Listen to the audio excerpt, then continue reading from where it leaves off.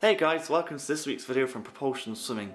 This week's video is going to be slightly different from us, and that's because the UK is in its second lockdown, which means pools are closed and we can't stay active and healthy in the pool.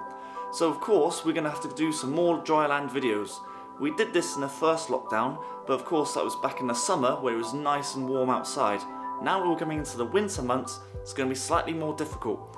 And that's why we're going to be using the Zen8 swim trainer. Now if you're not familiar with the Zen8 swim trainer, we have done a product review on this which can be found just up here, which I think you'll enjoy by the way, and we love it. We're going to be using it throughout all of lockdown, and it's a great way to improve your swim training without actually being in the water. So what we're going to do in this video, we're going to go through a workout routine that will help improve your freestyle technique, especially the catch. Now for future videos, when you guys get more familiar with the Zen8 swim trainer, we're going to be doing other videos that improve your strength and your speed and your stamina. But as you know, us at Propulsion Swimming believe that technique is absolutely paramount, and that's the reason why we're going to do the technique session first. So the first exercise we're going to be doing is catch holds, and the whole idea of this is to try and make sure you're promoting a high elbow and getting your forearm as vertical as you possibly can. So let me show you how it's done.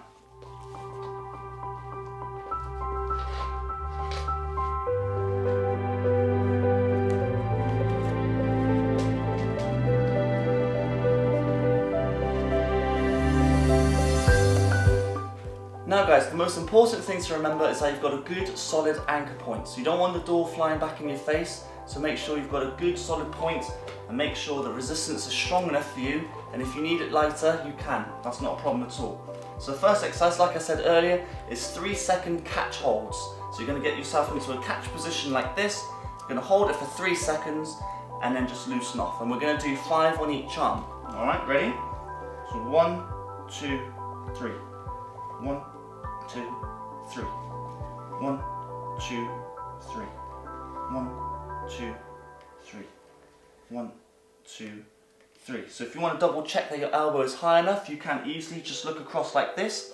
But ideally you want to keep your chin tucked in because you want to try and replicate as best you can the body position for front crawl.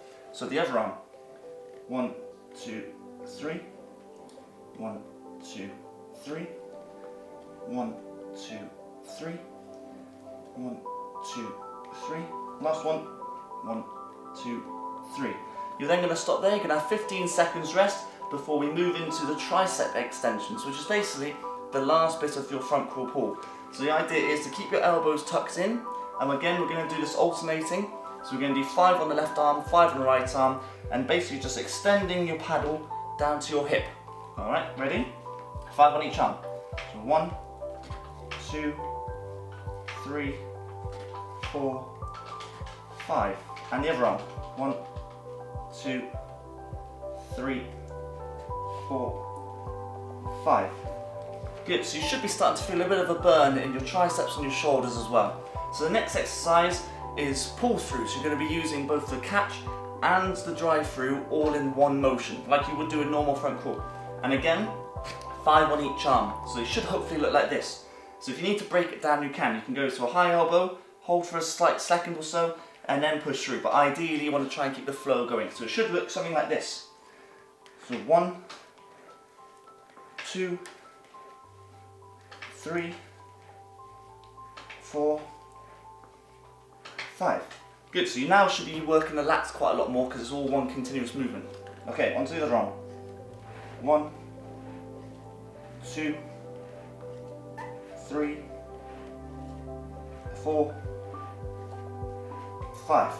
Alright, and then the final bit of this section is you're going to do 30 seconds continuous of front crawl freestyle actions. So you're going to be using both arms at the same time, trying to replicate what you would do in normal front crawl swimming.